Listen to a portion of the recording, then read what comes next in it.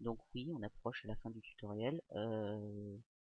Tout simplement, donc ce qu'on veut en fait, c'est qu'on ait donc deux spots. Si je vous rappelle l'image, on a deux spots, donc un rouge, un bleu sur le côté. On a le triangle lumineux et Daftcraft qui apparaît au fond. Puis plus une lumière blanche sur le dessus du personnage, donc qui éclaire sa table et on voit un peu le cercle au fond. Donc on va commencer par les deux spots. Alors le cloneur on peut le fermer, enfin on peut le mettre voilà comme ça. Donc on crée deux spots. Alors le spot vous pouvez donc voilà c'est ici. Donc vous le levez, oui, à peu près à ce niveau-là. Vous le déplacez un petit peu. Alors pour le premier, c'est assez aléatoire, hein. Vous le mettez où vous voulez, à la hauteur que vous voulez. Donc vous le tournez bien de 90 degrés et ensuite vous visez en fait avec la lumière le personnage. Tout simplement. Voilà. Donc on va essayer de centrer ça parce que là vous voyez qu'il n'est pas très bien centré sur le personnage. Donc on essaie de le centrer sur le personnage. Une fois que vous avez fait ça, en fait vous copiez votre lumière, vous la collez et vous allez aller dans coordonnées et juste en X rajouter un moins devant. Toc. Et en là enlever le moins il me semble. Non raté. Donc là on laisse le moins et c'est là qu'on met un moins. Alors voilà. Donc comme ça vous avez les deux bien opposés en fait. Exactement opposés. Donc les, euh, les rayons vont se croiser bien au centre. Une fois que vous avez fait ça, alors là ils sont blancs, donc si je fais un rendu, vous allez avoir deux lumières blanches, voilà. Et en plus, on ne va pas voir les rayons. Donc ça, c'est des trucs à régler à ce niveau-là, donc dans généralité. Donc le premier, bon, on va pas faire exactement, ouais, c'est bon, si c'était le bleu, on va mettre ça bleu, voilà, donc vous le mettez bleu, vous voyez que la lumière devient bleue. Alors ombre adaptive, puisque c'est quand même mieux avec des ombres, et la lumière visible. Donc comme ça, on verra la lumière. Si je fais un rendu, normalement, on voit le rayon de lumière. Alors on va le voir, ouais voilà, tout petit, donc c'est pas vraiment ce qu'on veut. Donc comment régler ça? Alors bon, je vais faire pareil pour l'autre. Non, tac, ombre adaptive, lumière visible. Donc une fois que vous avez fait ça, vous allez dans visibilité et là distance externe. Alors là vous pouvez forcer, hein, c'est pas voilà. Et moi j'aime bien mettre une distance interne. Bon après c'est un choix d'à peu près 200. Donc ici pareil, 2200. Toc. Et donc là ce qui fait que les rayons voilà vont se croiser sur le personnage. Donc là c'est quand même assez sombre. Donc c'est quand même assez sombre. Donc c'est pour ça que j'avais rajouté en fait un troisième spot au-dessus de la tête du personnage. Donc hop, sélectionner le rouge, 90 degrés. Ah oui, alors pour faire de 5 en 5, faut juste maintenir mage appuyé, rien de plus. Voilà.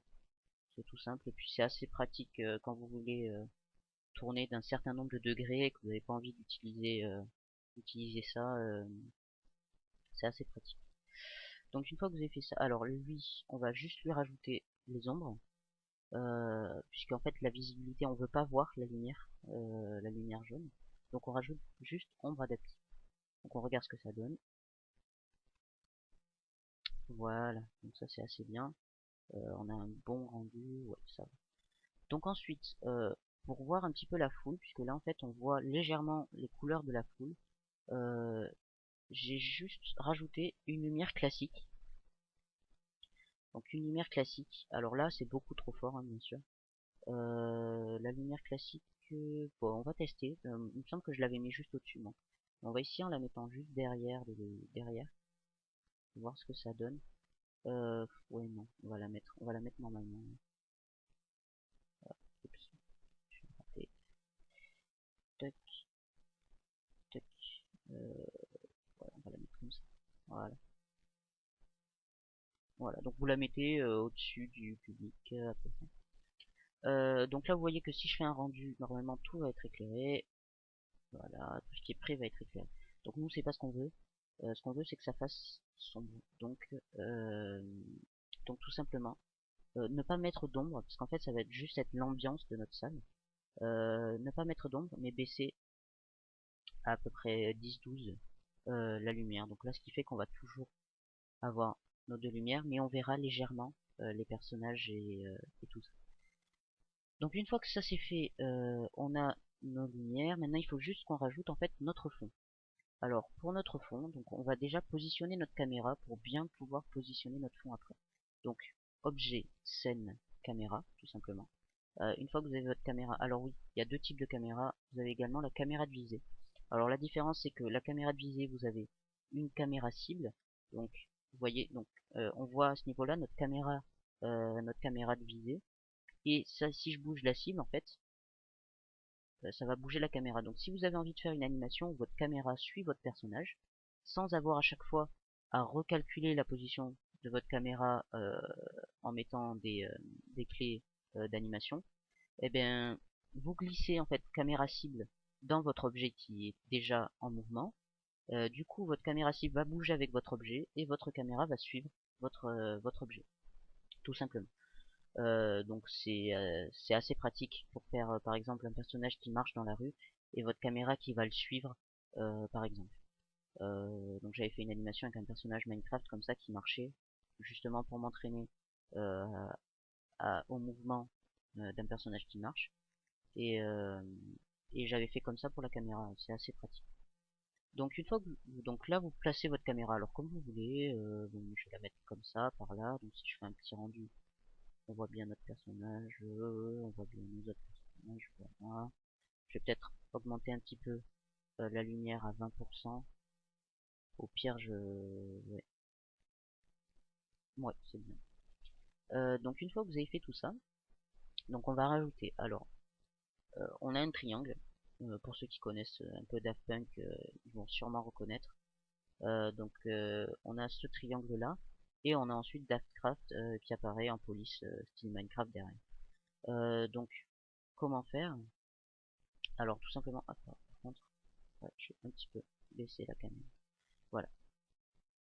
Donc, comment marche la caméra? Oui, je vais vous en parler maintenant parce que ce sera plus pratique après. Vous comprendrez ce que je fais. Vous avez un carré, en fait, ici blanc. Et si je clique dessus, il devient noir. Alors quand il est noir, je ne suis pas dans ma caméra. Donc si je me déplace, je suis en mode, je vais appeler ça le mode construction.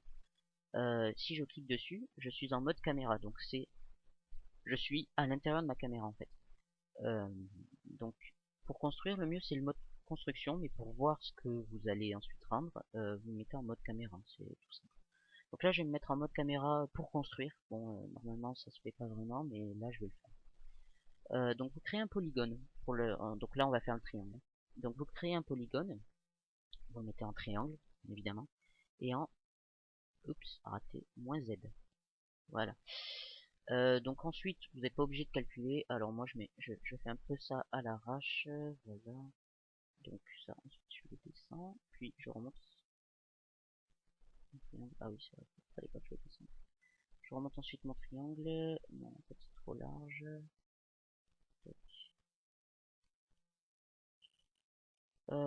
Voilà, ça devrait aller. Donc là, vous voyez que j'ai accès qu'à deux vues. Enfin, je peux le bouger comme ça, et je peux le bouger en hauteur. Donc vous voyez, j'ai du mal à accéder au bleu, et c'est assez compliqué de le faire bouger. Donc tout simplement, vous mettez en mode construction, et vous glissez derrière le personnage, tout simplement. Donc là vous regardez, donc tout de suite on voit que c'est plus du tout à la bonne taille.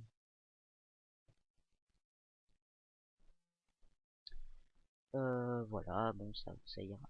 Alors là vous voyez que en fait ce dont on va servir pour créer en fait plein de petits triangles, c'est en fait les traits du polygone. Donc là vous voyez qu'on n'en a pas pour le moment. Donc tout simplement rajouter des segments. Vous voyez, ça rajoute des triangles. Bon on va dire que comme ça ira. Et maintenant, si je fais un rendu, eh ben, vous allez voir que, enfin, ouais, vous voyez, on a simplement un triangle derrière. Et c'est pas ce qu'on veut. Ce qu'on veut, donc, c'est ces traits-là. Donc, comment faire? Tout simplement, on a un outil déjà fait, qui s'appelle le réseau d'atomes. Donc, vous mettez un réseau d'atomes, vous glissez votre polygone dedans, et là, vous voyez qu'on se retrouve, en fait, avec notre grillage. Alors, le problème c'est que, je sais pas si vous le voyez à l'écran, mais on a des petites boules qui sont plus larges que nos traits. C'est tout simplement ici le rayon des sphères en fait, qui est plus gros. Donc, on le passe à 2 centimètres comme le rayon des cylindres. Subdivision, donc ça on met rien, c'est pas les éléments non plus. Donc une fois que c'est fait, on va créer une nouvelle texture, tout simplement. Une texture qui aura simplement donc une luminescence. Alors la luminescence, vous pouvez la mettre de la couleur que vous voulez, hein, il suffit juste, voilà. Vous pouvez la mettre rouge si ça vous fait plaisir, enfin, comme vous voulez.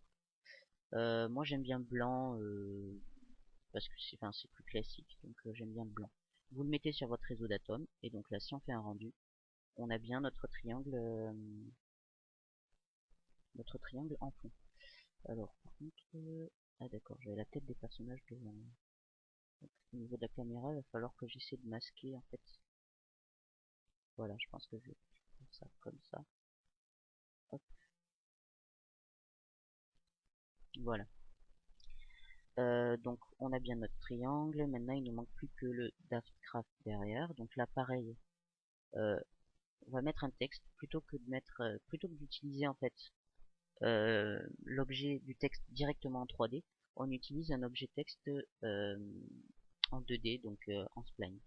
Alors on le met à peu près là où on veut, voilà. Donc on va marquer ce qu'on veut. Craft, je vais le mettre en majuscule.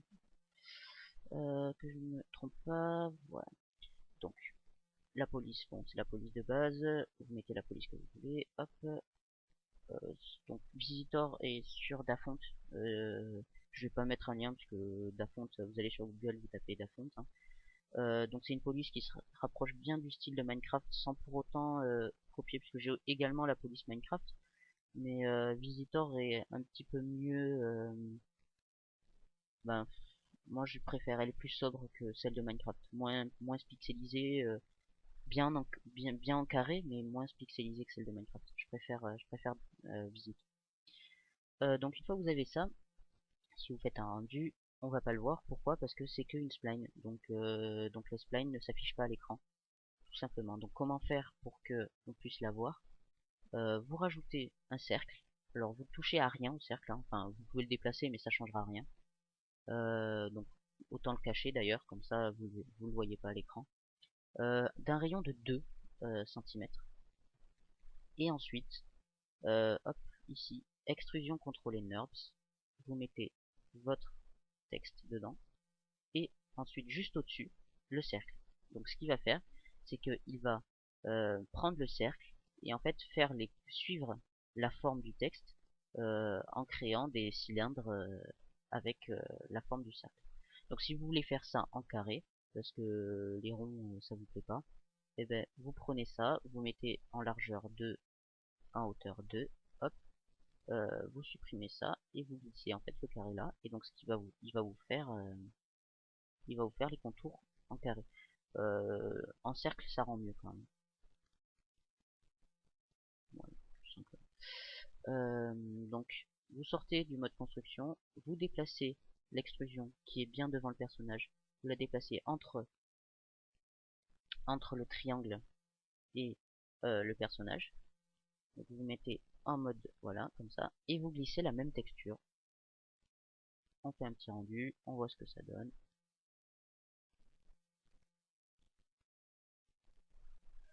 Voilà.